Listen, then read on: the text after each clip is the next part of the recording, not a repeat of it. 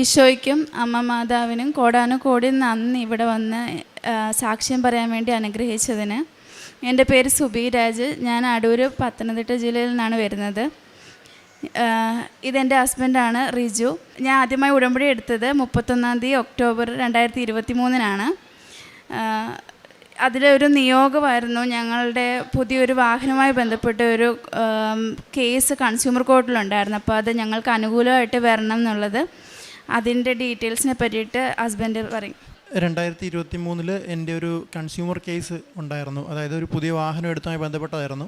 Damage വെഹിക്കിളായിരുന്നു എൻ്റെ പേരിൽ register ചെയ്ത് വെച്ചിരുന്നുണ്ട്. അതിൽ പലതരത്തിലുള്ള കോൺവെർസേഷൻ നടന്നതിന് ശേഷവും എനിക്കൊരു സാറ്റിസ്ഫൈഡ് ആയിട്ടുള്ള ഒരു റെസ്പോണ്ട് അവിടെ നിന്ന് കിട്ടിയിട്ടുണ്ടായിരുന്നില്ല. വാഹനം മാറ്റി വരികയോ അല്ലെങ്കിൽ കൊടുത്ത എമൗണ്ട് തിരിച്ചു തരികയോ ചെയ്തിട്ടുണ്ടായിരുന്നു. 2,25,000 രൂപ ഉണ്ടായിരുന്നു. ആ എമൗണ്ട് എനിക്ക് തിരിച്ചു തന്നിട്ടുണ്ടായിരുന്നില്ല. ഞാനത് കേസ് പിന്നെ ഡിസ്ട്രിക്ട് കേസിലേക്ക് കൊടുത്തിട്ടുണ്ടായിരുന്നു, കോർട്ടിലേക്ക് കൊടുത്തിട്ടുണ്ടായിരുന്നു. അവിടെ ഏകദേശം ഒരു 4-5 മാസത്തോളം ഒരു നീക്കുപോക്കും ഇല്ലാതെ ഇങ്ങനെ പോയിക്കൊണ്ടിരിക്കുകയായിരുന്നു. ഞാൻ പലയിടത്തും തിരക്കാൻ പറഞ്ഞത് വർഷങ്ങളെടുക്കും, കേസുകൾ ഇങ്ങനെ പോയിക്കൊണ്ടേയിരിക്കും. നമ്മളതിൻ്റെ അപ്പോൾ എല്ലാ മാസവും ഇതുപോലെ കേസ് വിളിക്കുമ്പോൾ പോകുന്നു. അതുപോലെ ഈ എതിർഭാഗം എനിക്ക് വക്കീലൊന്നും ഉണ്ടായിരുന്നില്ല. ഞാൻ ഒറ്റയ്ക്കായിരുന്നു അവിടെ ഡ്രാഫ്റ്റ് ചെയ്തതും അതുപോലെ തന്നെ വാദിച്ചതും എല്ലാം. അപ്പം എതിർഭാഗത്തെ വക്കീൽ ഇതുപോലെ ഓരോ കാര്യങ്ങൾ പറയുന്നു, അടുത്ത ദിവസത്തേക്ക് മാറ്റി വയ്ക്കുന്നു, വാദങ്ങളൊന്നും ശരിയായി പോകുന്നില്ല. അപ്പോൾ ഇത് ഒരുപാട് കാലഘട്ടം എടുക്കും എന്നുള്ള കാര്യം എൻ്റെ ജോലിയിൽ നിന്ന് ഞാനിങ്ങനെ ലീവ് എടുത്തിട്ട് ഇതുപോലെ കേസിൻ്റെ പുറകെ നടക്കുന്നു. ഭയങ്കര ബുദ്ധിമുട്ടായിരുന്നു. അങ്ങനെ അതിൽ ആക്ച്വലി 2 മെമ്പേഴ്സും ഒരു പ്രസിഡൻറ്റുമാണ് ഉള്ളത്. ഞാൻ പോകുമ്പോഴെല്ലാം ഒരു പ്രസിഡൻറ്റും ഒരു മെമ്പറും മാത്രമായിരുന്നു ഉണ്ടായിരുന്നത്. എന്നാൽ എൻ്റെ ഭാര്യ ഇതുപോലെ ഞങ്ങളിവിടെ നിന്ന് ഉടമ്പടി എടുത്തതിന് ശേഷം എൻ്റെ അടുത്ത് പറഞ്ഞു, ഇതിൽ ഈ ഉപ്പും തൈലവുമായിട്ട് പോകാൻ പറഞ്ഞു. ഞാൻ അങ്ങനെ അതുമായിട്ടാണ് കേസിന് പിന്നീട് ഒരിക്കൽ പോയത്. ദൈവത്തിൻ്റെ തീരുമാനമായിരുന്നു എന്ന് നമുക്ക് തീരുമാനിക്കാം, ചിന്തിക്കാം. എന്ന് വെച്ച് കഴിഞ്ഞാൽ അന്നേ ദിവസം 2 മെമ്പർ ഉണ്ടായിരുന്നു, ഒരു അതുപോലെ പ്രസിഡൻറ്റും ഉണ്ടായിരുന്നു. അഡീഷണൽ ഉണ്ടായിരുന്ന മെമ്പർ അന്ന് എനിക്ക് വേണ്ടി സംസാരിച്ചു. അതുവരെ ഞാൻ എന്തൊക്കെ പറഞ്ഞിട്ടും ഒന്നിനും ഒരു നീക്കുപോക്കം ഉണ്ടാകാതെ പോയിരുന്ന കാര്യം അന്ന് ജസ്റ്റ് സംസാരിച്ചപ്പോൾ തന്നെ എനിക്ക് വേണ്ടി അവിടെ ദൈവത്തിൻ്റെ ഒരു പ്രവർത്തനം ഇവിടെ നടന്നിട്ടുണ്ടായിരുന്നു. അതായത് ആ മെമ്പർ എനിക്ക് വേണ്ടി സംസാരിച്ചു, എൻ്റെ കാര്യങ്ങളെക്കുറിച്ച് ഹൈലൈറ്റ് ചെയ്തു. എനിക്ക് അനുകൂലമായിട്ടുള്ള വിധികൾ അവിടെ ഉണ്ടായി. അതിന് എതിർപ്പ് പ്രകടിപ്പിച്ചുകൊണ്ട് എതിർഭാഗം വക്കീൽ പല രീതിയിലുള്ള സംസാരങ്ങളുണ്ടായി. അതിനുശേഷം അടുത്തൊരു ദിവസത്തിലേക്ക് അത് മാറ്റിവെച്ചു. ആ മാറ്റിവെച്ച തീയതിയിൽ ചെന്നപ്പോഴും എൻ്റെ വാഹനവും എൻ്റെ ഫുൾ എമൗണ്ട് റീഫണ്ട് തരാനായിരുന്നു അവിടെ ഉണ്ടായിരുന്ന വിധി. അത് അവർ അംഗീകരിച്ചിട്ടുണ്ടായിരുന്നില്ല. പക്ഷേ കോടതി വിധി മുന്നോട്ട് തന്നെ പോയി. ജനുവരി 2024 3-ാം തീയതി എനിക്ക് വിധി വന്നു. ഫുൾ എമൗണ്ട് റീഫണ്ട് ചെയ്യണം, അതുപോലെ കോമ്പൻസേഷൻ എമൗണ്ട് തരണമെന്ന് പറഞ്ഞുകൊണ്ട് ഡിസ്ട്രിക്ട് കോർട്ടിൽ വിധി വന്നിട്ടുണ്ടായിരുന്നു. പക്ഷേ എതിർഭാഗം വക്കീൽ സ്റ്റേറ്റ് കൺസ്യൂമർ കോർട്ടിൽ അത് അപ്പീൽ ഫയൽ ചെയ്തിട്ടുണ്ടായിരുന്നു. എനിക്ക് ആ വിധി എനിക്ക് കിട്ടാതിരിക്കാൻ വേണ്ടിയിട്ട്. പക്ഷേങ്കിൽ ഞാൻ അതിന് പുറകെ വീണ്ടും പോയി. അപ്പം മെയ്യിലേക്ക് മാറ്റി വെച്ചിട്ടുണ്ടായിരുന്ന മെയ്യിലെ കേസ് വീണ്ടും ഒക്ടോബറിലേക്ക് മാറ്റിവെച്ചു. അങ്ങനെ കുറച്ച് ലാഗ് എനിക്ക് ഫീൽ ചെയ്തിട്ടുണ്ടായിരുന്നു. ആ കേസ് പിന്നെ 2025 ജനുവരിയിലേക്ക് വരുത്തിച്ചിട്ടുണ്ടായിരുന്നു. ഞാൻ ഇതിനിടയ്ക്ക് നമ്മുടെ സ്റ്റേറ്റ് കൺസ്യൂമർ കോർട്ടിൽ പോയപ്പം അന്വേഷിച്ചു കേസിൻ്റെ കാര്യങ്ങൾ എങ്ങനെയാണ്, ഇതിന് ഇവരോട് താമസം എടുക്കുമോ, പൈസ കിട്ടാൻ വേണ്ടിയിട്ട് ഞാൻ ഒറ്റയ്ക്ക് ചെയ്താൽ പറ്റുമോ എന്നുള്ള കാര്യങ്ങളൊക്കെ അന്വേഷിക്കാൻ വേണ്ടി. അവിടെ അഡ്മിനിൽ ഞാൻ ചെന്ന് സംസാരിച്ചപ്പോൾ എൻ്റെ അടുത്ത് പറഞ്ഞത്, ആരാണ് നിങ്ങളുടെ വക്കീലെന്നാണ് ചോദിച്ചത്. ഞാൻ പറഞ്ഞു എനിക്ക് വക്കീലൊന്നുമില്ല, ഞാൻ തന്നെയാണ്. അപ്പോൾ എതിർഭാഗത്ത് ആരെന്ന് നോക്കിയപ്പം അവിടെ ഒരു പ്രശസ്തനായിട്ടുള്ളൊരു വക്കീലായിരുന്നു. അപ്പോൾ ആ വക്കീലിൻ്റെ പേര് കണ്ടപ്പോൾ തന്നെ അവിടെ നിന്ന് അഡ്മിനിലുണ്ടായിരുന്ന മേഡം എൻ്റെ അടുത്ത് പറഞ്ഞു, റിജു ഇത് തന്നെ കൊണ്ട് കൂടുന്ന കാര്യമല്ല, കാരണം വളരെ സീനിയറായിട്ടുള്ള ഒരു വക്കീലാണ്, ഇദ്ദേഹത്തോടൊന്ന് സംസാരിച്ച് നിൽക്കാൻ ജൂനിയർ വക്കീലന്മാർക്ക് പോലും മടിയാണ്, കാരണം അത്രയും സീരിയസ് ആയിട്ട് കേസ് ഹാൻഡിൽ ചെയ്യുന്നൊരു വക്കീലാണെന്ന് പറഞ്ഞു. അത് കേട്ടപ്പോൾ എൻ്റെ ആകെയുള്ള കോൺഫിഡൻറ്റ് പോയി. എന്ത് ചെയ്യാമെന്നറിയില്ല, കേസ് കാര്യങ്ങളൊന്നും എൻ്റെ ജീവിതത്തിലൊന്നും ഉണ്ടായിട്ടുള്ളാത്തൊരു കാര്യമാണ്. ഇതിന് ഒരുപാട് വർഷം നീണ്ടുപോകുന്ന കേസാണ്. ഏതെങ്കിലും ഒരു സീനിയർ വക്കീലിനെ തന്നെ വെച്ച് ഈ കേസ് നടത്തിയില്ല എന്നുണ്ടെങ്കിൽ ഇത് നിങ്ങളുടെ കയ്യിൽ നിൽക്കില്ല എന്ന് എൻ്റെ ഉറപ്പിച്ച് പറഞ്ഞു. അപ്പോൾ അതിനുമായി ബന്ധപ്പെട്ട് 1-2 വക്കീലോട് സംസാരിച്ചു. നല്ല രീതിയിലുള്ള ചാർജസ് അവർ ചോദിച്ചിട്ടുണ്ടായിരുന്നു. പിന്നീട് സിറ്റിങ്ങിനനുസരിച്ച് ചാർജ് വരും എന്നുള്ള കാര്യങ്ങൾ സംസാരിച്ചു. അപ്പം എന്ത് ചെയ്യണമെന്ന് എനിക്കറിയില്ല. ഓൾറെഡി എനിക്ക് കുറേ നഷ്ടങ്ങൾ വന്നു, അതുപോലെ തന്നെ ഇങ്ങനെയുള്ള പ്രശ്നങ്ങളും. ഞാൻ ആകെ ജനുവരിയിൽ ഈ കേസ് വെച്ച സമയത്ത് ഞാൻ ഹിയറിങ്ങിന് ചെന്ന സമയത്ത് എൻ്റെ കയ്യിൽ ആകെ ഉപ്പും തൈലും ഉണ്ട്. പോകുന്ന വഴിക്ക് തന്നെ ഞാൻ പ്രാർത്ഥിച്ചുകൊണ്ടാണ് പോകുന്നത്, അതുപോലെ സാക്ഷികളും കേട്ടുകൊണ്ടാണ് പോകുന്നത്. എൻ്റെ കയ്യിൽ ആകെ ഒരു മെറിട്ടെന്ന് പറയുന്നത് ഈ പറയുന്ന തൈലും അതുപോലെ ഉപ്പുണ്ട്, ദൈവം എൻ്റെ കൂടെയുണ്ട് എന്നുള്ളൊരു വിശ്വാസം മാത്രം. ഞാൻ ആ കോർട്ടിലേക്ക് ചെന്നു, അവിടെ ഇരുന്നു, എല്ലാവരും വന്നു. കേസുകൾ ഓരോന്നോരോന്നായി വിളിച്ചു പോകുന്നുണ്ട്. ഞാൻ അവിടെ ഇരിക്കുമ്പം ശ്രദ്ധിച്ച് ഒരു വക്കീൽ വരുന്നു, അതുപോലെ 2 വക്കീൽ ഒരുമിച്ച് വരുന്നു. അപ്പം ഇവരെ കണ്ടപ്പോൾ തന്നെ അവിടെ വക്കീലന്മാരെ ഒരല്പം സ്പേസ് കൊടുക്കുന്നു, റെസ്പെക്റ്റ് കാണിക്കുന്നു. അപ്പോൾ തന്നെ എനിക്ക് മനസ്സിലായി, നോർമലി ഇത്രയും പേര് വന്നിട്ട് പോലും ഈ ഒരു ബിഹേവിയർ ഞാൻ കണ്ടിട്ടുണ്ടായിരുന്നില്ല. ആൾ കുറച്ചുകൂടെ സീനിയറാണ്, ഇങ്ങനെയാണ്, എനിക്കത് സസ്റ്റെയിൻ ചെയ്യാൻ പറ്റുമെന്ന് എനിക്ക് അറിയത്തില്ലായിരുന്നു. പക്ഷേ എൻ്റെ പേര് കേസിലേക്ക് വിളിച്ചു. അതിന് മുമ്പായിട്ട് തന്നെ ഞാൻ പ്രാർത്ഥിച്ചുകൊണ്ടിരിക്കുകയായിരുന്നു. എനിക്ക് എന്ത് ചെയ്യണമെന്ന് അറിയില്ല. എൻ്റെ കയ്യിൽ ഉടമ്പടി തൈലവും ഉണ്ട്, ഉപ്പും ഉണ്ട്. എനിക്ക് വേണ്ടി ഒരു വഴി ഒരുക്കി തരണം, എന്നെ കൊണ്ട് അധികം സംസാരിപ്പിക്കരുത്, കാരണം ഈ കേസ് എത്ര നാൾ പോകുമെന്ന് എനിക്കറിയത്തില്ല. പറ്റുമെന്നുണ്ടെങ്കിൽ ദൈവത്തിന് എന്നെ സഹായിക്കാൻ പറ്റുമെന്നുണ്ടെങ്കിൽ ഇത് ഒരു ദിവസം കൊണ്ട് തീർപ്പാക്കി തരണം. കാരണം എൻ്റെ ഇത് കേസ് ഇങ്ങനെ വിളിച്ചുകൊണ്ടിരിക്കുമ്പോൾ നീണ്ടു പോകും, പൈസ കിട്ടാൻ താമസിക്കും, അതുപോലെ ഇതിൻ്റെ പുറമോട്ടുള്ള ബുദ്ധിമുട്ട്, ട്രാവൽ എല്ലാം ബുദ്ധിമുട്ടായിരിക്കും. ദൈവമാതാവ് ഇത് എനിക്ക് പറ്റുമെന്നുണ്ടെങ്കിൽ ഒരു ദിവസം കൊണ്ട് തീർപ്പാക്കി തരണമെന്നായിരുന്നു എൻ്റെ പ്രാർത്ഥന. അത്ഭുതം എന്ന് പറയാം, ഞാൻ എൻ്റെ കേസ് വിളിച്ചു അവിടെ ചെന്ന് നിന്നു. എൻ്റെ കാര്യങ്ങൾ സംസാരിക്കുന്നതിന് മുമ്പ് എൻ്റെ കയ്യിൽ നിന്ന് പേപ്പറുകൾ മുഴുവൻ അങ്ങ് താഴെ പോയി. ഉള്ള കോൺഫിഡൻസ് മൊത്തത്തിൽ പോയി. എന്ത് ചെയ്യണമെന്ന് അറിയത്തില്ല. ഞാൻ ആ പേപ്പർ വാരിക്കൂട്ടി ഞാൻ ജഡ്ജിലേക്ക് നോക്കി. അപ്പോൾ തന്നെ എതിർഭാഗം വക്കീലുണ്ടായിരുന്നത് സംസാരിച്ച് ഓൾമോസ്റ്റ് അവരുടെ കൺവീൻസിലേക്ക് വന്നിട്ടുണ്ടായിരുന്നു. എനിക്ക് എന്ത് സംസാരിക്കണമെന്ന് അറിയത്തില്ല. ഞാൻ പ്രാർത്ഥിച്ച ദൈവം എന്നെ കൊണ്ട് അധികം സംസാരിപ്പിക്കില്ലെന്നായിരുന്നു. ഞാൻ എൻ്റെ കാര്യങ്ങൾ ജസ്റ്റ് ഒന്ന് ബ്രീഫ് ചെയ്തത് മാത്രമേ ഉണ്ടായിരുന്നുള്ളൂ. അതിൽ ഒരു മെമ്പർ എനിക്ക് ഡിസ്ട്രിക്ട് കോർട്ടിൽ കിട്ടിയതുപോലെ തന്നെ ആ മെമ്പർ എനിക്ക് വേണ്ടി സംസാരിച്ചു, എൻ്റെ കാര്യങ്ങൾ മനസ്സിലാക്കി. 3 പേരും ആ ഒരേ തീരുമാനത്തിലേക്ക് എത്തി, ഈ കേസ് ഒറ്റ ദിവസം കൊണ്ട് ഡിസ്മിസ് ചെയ്യിപ്പിക്കും എന്നുള്ള രീതിയിലേക്ക്. ആ കാര്യം കേട്ടപ്പോൾ തന്നെ മറ്റേ വക്കീൽ അത് ഫേവറബിൾ അല്ല, നല്ലതല്ല, അങ്ങനെ ഓരോ കാര്യങ്ങൾ സംസാരിച്ചുകൊണ്ട് വീണ്ടും അതിലൊരു മാറ്റങ്ങളൊക്കെ ഉണ്ടാക്കാൻ ശ്രമിച്ചിട്ടുണ്ടായിരുന്നു.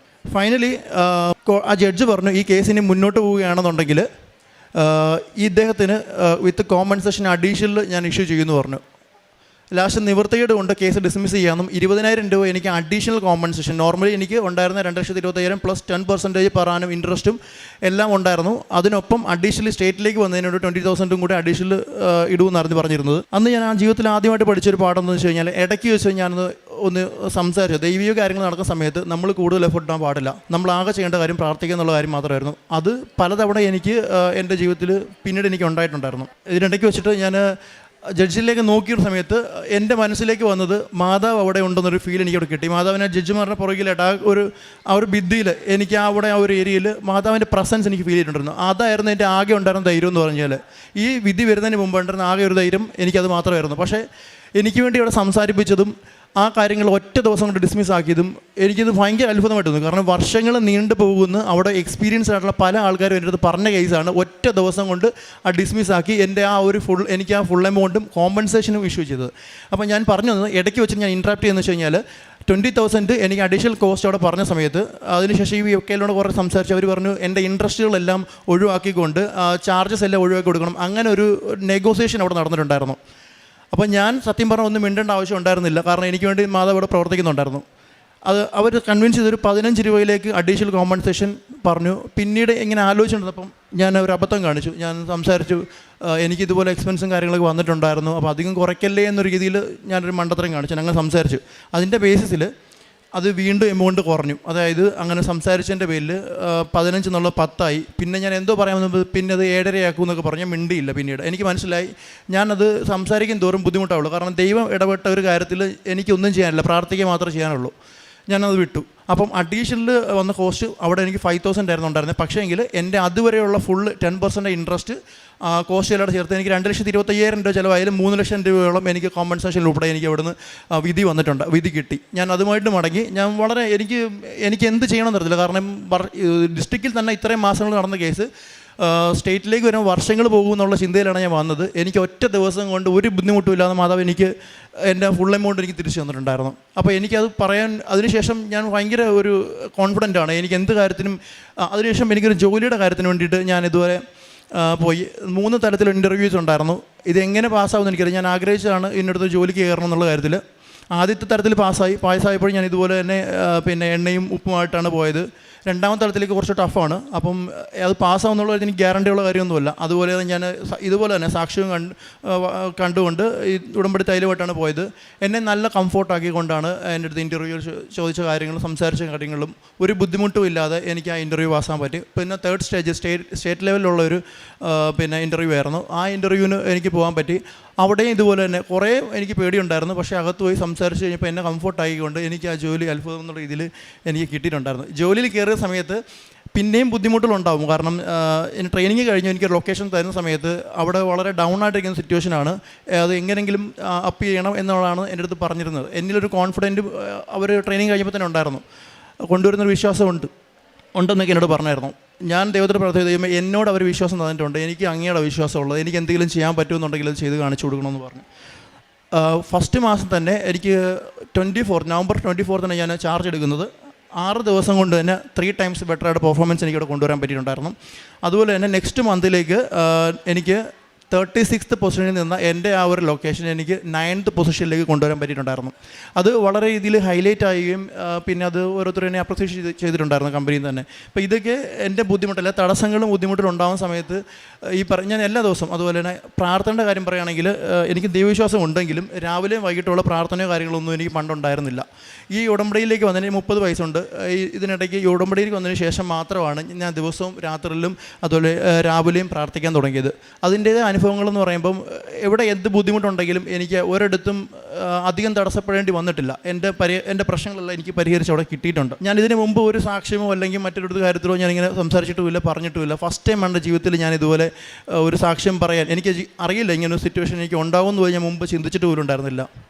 അപ്പോൾ എനിക്കിത് എൻ്റെ മാതാവിനോടും എൻ്റെ ഈശോയോടും എങ്ങനെ നന്ദി പറയണമെന്ന് എനിക്കറിയത്തില്ല. ഒത്തിരി നന്ദിയുണ്ട് എൻ്റെ ഈശോയോടും. പിന്നെ വേറൊരു കാര്യം എന്ന് വെച്ചാൽ ഇത് പറയാൻ കാരണം നമുക്ക് ദൈവം എന്തെങ്കിലും അനുഗ്രഹം തന്നിട്ടുണ്ടെങ്കിൽ ആ ഒരു അനുഗ്രഹം പുറത്ത് പറയാതിരിക്കുകയാണെങ്കിൽ അതൊരു വലിയ കള്ളത്തരമായിട്ടാണ് എനിക്ക് ഫീൽ ചെയ്തിട്ടുള്ളത്. കാരണം എൻ്റെ ഈ അനുഭവം എന്നെപ്പോലെ പല ആൾക്കാർ അനുഭവങ്ങളോട് പറയാറുണ്ട്. ആരുടെയെങ്കിലും ജീവിതത്തിൽ അത് എപ്പോഴെങ്കിലും അവർക്കും ഇതുപോലെ നല്ല അനുഭവം ഉണ്ടാവും എന്നുള്ള ചിന്തയിൽ ദൈവത്തെ വിശ്വസിക്കുകയും അതുപോലെ ഈ കാരുണ്യ പ്രവർത്തികൾ ചെയ്യുകയാണെങ്കിൽ അവരുടെ ജീവിതത്തിൽ ഒരു ഉയർച്ചയുണ്ടാവും. എൻ്റെ ഒരു സാക്ഷ്യം കേട്ട് ആർക്കെങ്കിലും അങ്ങനെ ഒരു മാറ്റം ഉണ്ടാവുകയാണെന്നുണ്ടെങ്കിൽ അതിൽ ഞാനും കൃതാർത്ഥനാണ്. എൻ്റെ മാതാവിനും എൻ്റെ ഈശോയ്ക്കും ഞാൻ കോടാനുകൂടി നന്ദി പറയുന്നു. പ്രേക്ഷിത പ്രവർത്തനമായിട്ട് കൃപാസനം പത്രം ഞങ്ങൾ രണ്ടുപേരോട് ഒരുമിച്ച് പോയാണ് കൊണ്ടു കൊടുക്കുന്നത്. അത് ബസ് സ്റ്റാൻഡിലും അതുപോലെ ഓട്ടോ സ്റ്റാൻഡിലും പള്ളി പ്രദേശങ്ങളിലൊക്കെയാണ് ഞങ്ങൾ കൊണ്ടുപോയി കൊടുക്കാറുള്ളത്.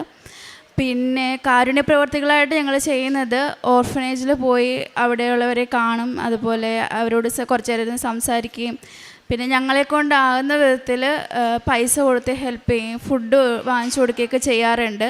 പിന്നെ ഈ തെരുവുകളിൽ കിടന്നുറങ്ങുന്നവർക്കൊക്കെ ആണെങ്കിലും നമ്മൾ ഡ്രസ്സ് കൊണ്ട് കൊടുക്കുകയും ഫുഡൊക്കെ കൊടുക്കുകയൊക്കെ ചെയ്യാറുണ്ട്.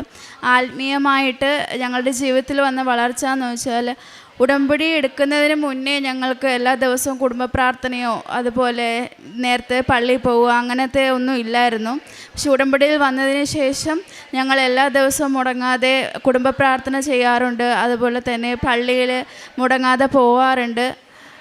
ഇത്രയും ചെയ്തു തന്നെ എൻ്റെ അമ്മ മാതാവിനും ഈശോയ്ക്കും കോടാനുകൂടി നന്ദി പറയുന്നു.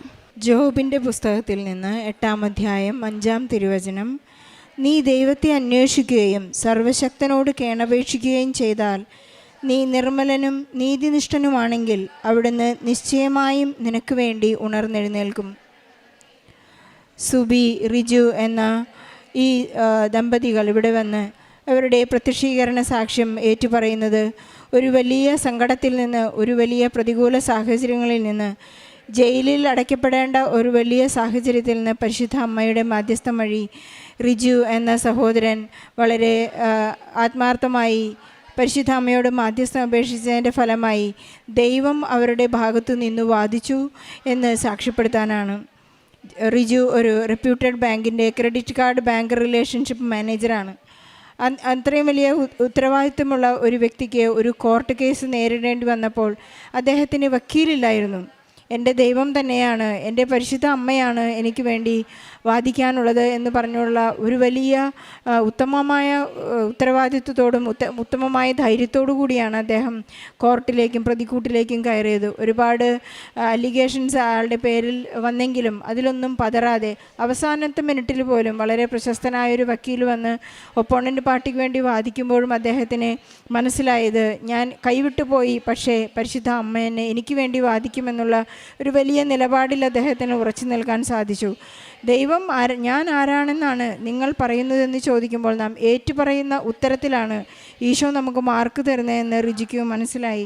റിജു പറയുന്നുണ്ട്, നീ പത്രോസ് പറഞ്ഞതുപോലെ നീ ജീവനുള്ള ദൈവത്തിൻ്റെ പുത്രനായ ക്രിസ്തുവാണ് എന്ന് ഏറ്റുപറയുന്ന ഓരോ നിമിഷവും നമ്മുടെ റാങ്ക് കൂടിക്കൊണ്ടിരിക്കുകയാണെന്ന് റിജുവിനും കുടുംബത്തിനും മനസ്സിലായി. നമുക്കറിയാം യോഹന്നാൻ്റെ സുവിശേഷം 2-ാം അധ്യായത്തിൽ പറയുന്നത് പോലെ അവൻ പ്രാതൽ കഴിഞ്ഞപ്പോൾ ഇവരെക്കാൾ കൂടുതലായി നീ എന്നെ സ്നേഹിക്കുന്നുവോ ശിമയോനെ എന്ന് ചോദിക്കുന്നുണ്ട് പത്രോസിനോട്. നമുക്ക് ഓരോ ഉത്തരത്തിലും നമുക്ക് പറയേണ്ടത്, ഉപകർത്താവേ അങ്ങേ സ്നേഹിക്കുന്നുവെന്ന് എനിക്കറിയാമല്ലോ. അങ്ങനെ സ്നേഹത്തിൻ്റെ മാറ്റുരച്ച് നോക്കുന്ന വിശ്വസ്തതയുടെ ഒരു വലിയ സാക്ഷ്യമാണ് ഈ രണ്ട് മക്കളും ഇവിടെ ഹസ്ബൻഡും വൈഫും ഇവിടെ ഏറ്റുപറയുന്നത്. അദ്ദേഹത്തിൻ്റെ ആയുധങ്ങൾ അല്ലെങ്കിൽ അദ്ദേഹത്തിനെ ഡോക്യുമെൻ്റായി കൊണ്ടുപോകാനായിട്ട് ഒന്നുമില്ല. കാരണം അദ്ദേഹത്തിനുണ്ടായിരുന്നത് ഇവിടെ നിന്ന് ലഭിച്ച വിശുദ്ധ തൈലവും നേർച്ച വസ്തുക്കളും ഉപ്പും മാത്രമായിരുന്നു. ആ കാശുരൂപം അദ്ദേഹത്തിൻ്റെ കയ്യിലിരുന്ന് അദ്ദേഹത്തിന് വേണ്ടി സംസാരിക്കുകയും ഒരു ജഡ്ജിൻ്റെ പുറകിൽ പരിശുദ്ധ അമ്മ തന്നെ പ്രത്യക്ഷപ്പെട്ടുകൊണ്ട് അദ്ദേഹത്തിന് സാമീപ്യം നൽകി അനുഗ്രഹിക്കുകയും അദ്ദേഹത്തിന് ഒരു നല്ല ജോലിയിൽ വളരെ റെപ്യൂട്ടഡ് ആയിട്ടുള്ള ഒരു പൊസിഷൻ ലഭിക്കുകയും അദ്ദേഹത്തിനെ വളരെ ദൈവം ഉയർത്തുകയും ചെയ്തു എന്നാണ് ഈ സാക്ഷ്യത്തിൻ്റെ രത്നചുരുക്കം. ഇത് കൃത്യമായി നോട്ട് ബൈ മെറിറ്റ്, എൻ്റെ കൈവിട്ടു പോയി എന്നാണ് അദ്ദേഹം പറഞ്ഞത്. Not by merit but by ഗ്രേസിൽ തൻ്റെ ജീവിത ഭാരത്തെ ലഘൂകരിച്ച് ടൈം ഷോർട്ടനിങ്ങിൽ പരിശുദ്ധ അമ്മ ഇവർക്ക് വേണ്ടി മാധ്യസ്ഥം വഹിച്ച ഒരു വലിയ സാക്ഷ്യത്തിനെ നമുക്ക് നന്ദി പറയാം. അതുപോലെ തന്നെ ജയിലിൽ കഴിയുന്ന, കോർട്ട് കേസുകളിൽ ഒരുപാട് അലഞ്ഞുകൊണ്ടിരിക്കുന്ന, സങ്കടപ്പെടുന്ന എല്ലാ മക്കളുടെയും സാക്ഷ്യത്തെ, അനുഭവങ്ങളെ, നിയോഗങ്ങളെ ഈ സാക്ഷ്യത്തോട് ചേർത്ത് വെച്ചുകൊണ്ട് ഈശോയ്ക്കും പരിശുദ്ധ അമ്മയ്ക്കും നല്ല ഒരു കയ്യടി നൽകി ഈ സാക്ഷ്യം നമുക്ക് സമർപ്പിക്കാം. അത്യപൂർവ ദൈവാനുഭവങ്ങൾ ഇനി നിങ്ങൾക്കും സ്വന്തം. ഈ യൂട്യൂബ് ചാനൽ ഇതുവരെ സബ്സ്ക്രൈബ് ചെയ്തിട്ടില്ലെങ്കിൽ ഇപ്പോൾ തന്നെ സബ്സ്ക്രൈബ് ചെയ്യുക. ഈ വീഡിയോ ഇപ്പോൾ തന്നെ നിങ്ങളുടെ സുഹൃത്തുക്കൾക്ക് ഷെയർ ചെയ്തുകൊണ്ട് കർത്താവിൻ്റെ പ്രേക്ഷിതരാകുക.